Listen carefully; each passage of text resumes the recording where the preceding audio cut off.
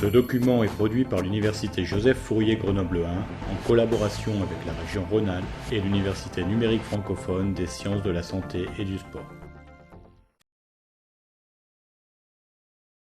Dans ce premier chapitre d'introduction, nous allons passer en revue l'appareil respiratoire des mammifères et nous verrons les différentes étapes de la respiration qui découperont logiquement ce cours de physiologie respiratoire.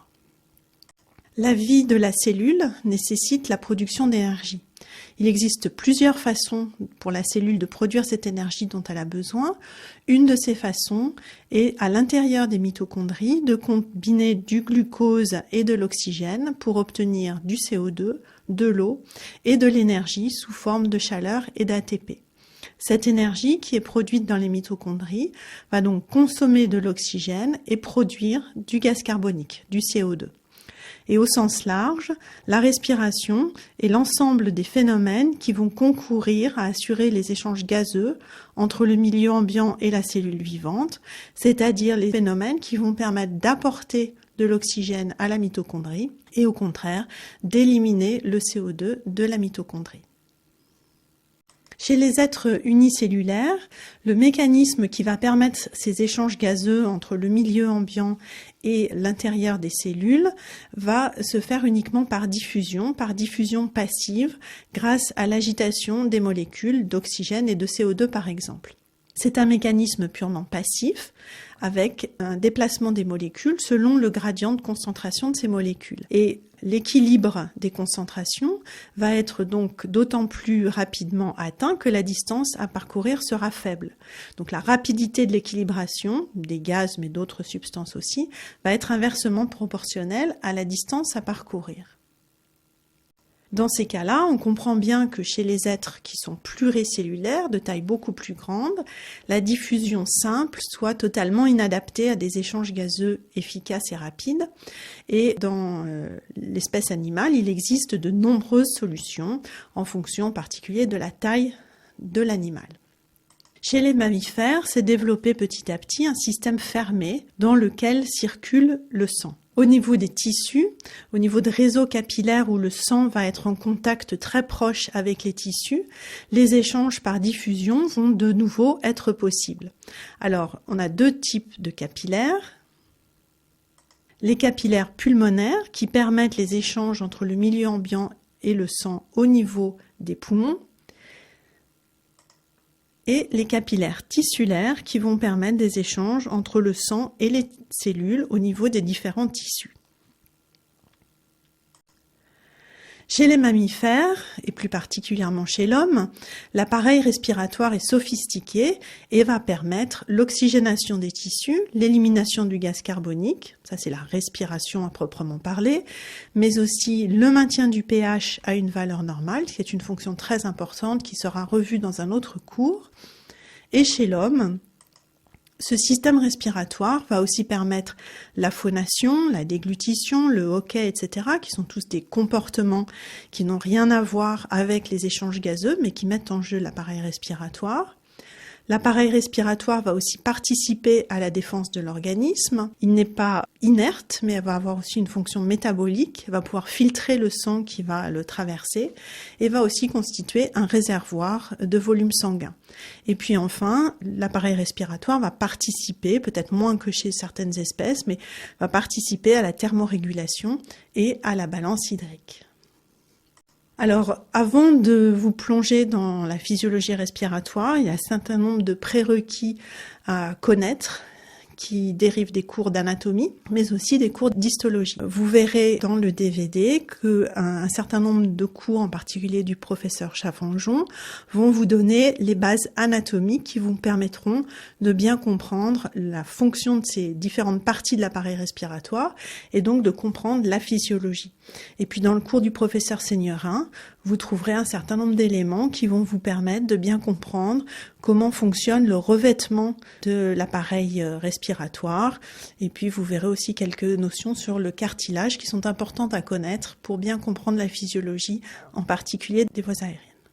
Et puis dans le cours d'histologie du professeur Seignerin, vous trouverez des informations sur le revêtement épithélial de l'arbre bronchique, ça sera important à connaître, ainsi que sur le tissu cartilagineux. Alors, vous avez ici schématisé l'appareil respiratoire qui est couplé bien sûr à l'appareil circulatoire.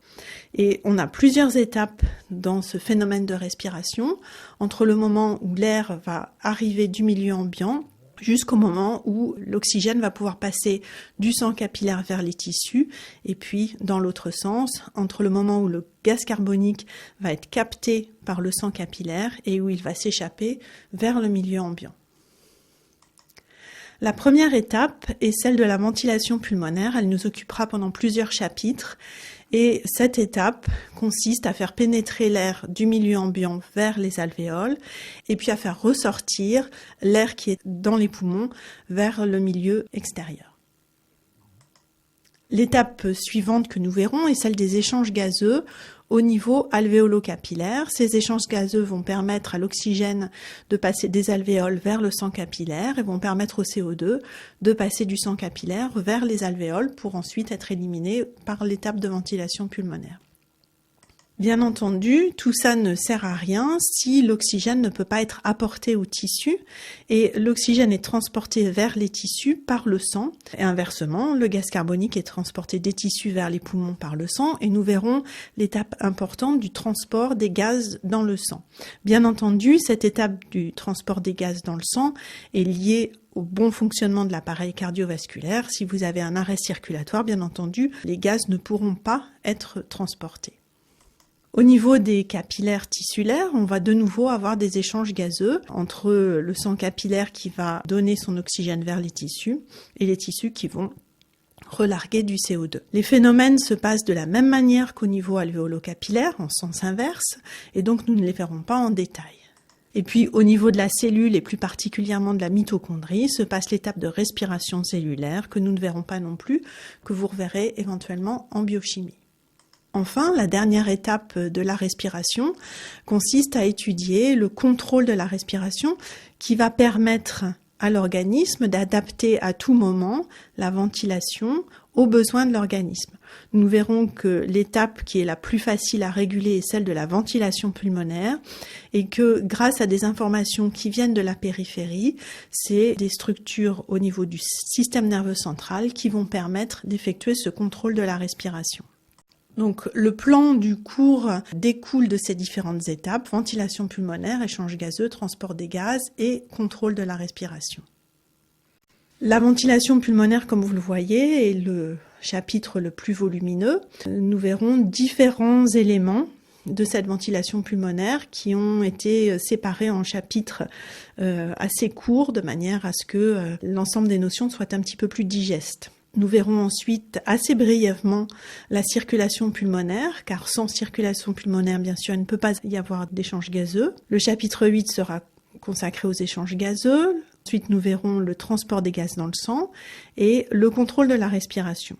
Comme je vous l'ai dit au début, l'appareil respiratoire a aussi un certain nombre de fonctions qui ne sont pas directement liées aux échanges d'oxygène et de gaz carbonique, mais qui sont aussi importantes et que nous verrons brièvement dans le dernier chapitre.